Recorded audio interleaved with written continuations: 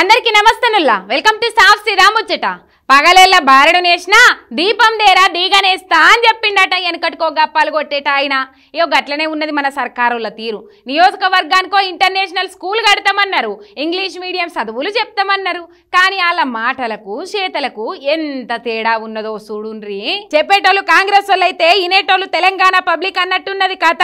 బడికి పోతే ఎవరైనా పుస్తకాలు పట్టుకొని పోవాలి గాని మంచిర్యాల జిల్లా కృష్ణపల్లి జడ్పీ హై స్కూల్ కు పోయే పిల్లగాండ్లు మాత్రం పుస్తకాలే కాదు ఛత్రీలు కూడా పట్టుకొని పోవాల్సి ఉన్నది సార్లు చదువు చెప్తుంటే ఛత్రీలు పట్టుకొనే క్లాసులు వినే పరిస్థితి ఉన్నది మొన్నటి సంధి పడుతున్న వానలకు బడి కప్పంతా లీక్ అవుతున్నది మీదికెళ్ళి జలపాతాల్లో నీళ్లు లెక్క పడుతున్నాయి ఇక పిల్లల బట్టలు బుక్కులు నానుతున్నాయి ఇక చేసేటిది ఏమీ లేక ఛత్రీలు పట్టుకొని వచ్చే చేతులు నొస్తున్నా క్లాస్ అయ్యేంత దాకా పిల్లగాండ్లు అట్లనే పట్టుకొని క్లాసులు ఇన్నడవుతున్నది మొన్నట్లనే 2 లక్షల బిల్లుతోటి స్లాబ్కు రిపేర్ చేసినామని అంటున్నారు ఏ తీర్ల రిపేర్ చేసిండ్రో ఒక్క వానతోటే బయటపడ్డది సర్కారు బల్ల కథ అట్లున్నది ఇక కానీ సర్కారేమో నియోజకవర్గానికోని ఇంటర్నేషనల్ స్కూల్ పెడతామని పొంకనాలు కొడుతుంది ముందుగాలు ఉన్న బల్లని చక్కగా నడిపించుడు తెలియదు కానీ ఇంటర్నేషనల్ స్కూళ్ళకే వచ్చిందిగా అని మండిపడుతుర్రట బాధిత పిల్లల పేరెంట్లు.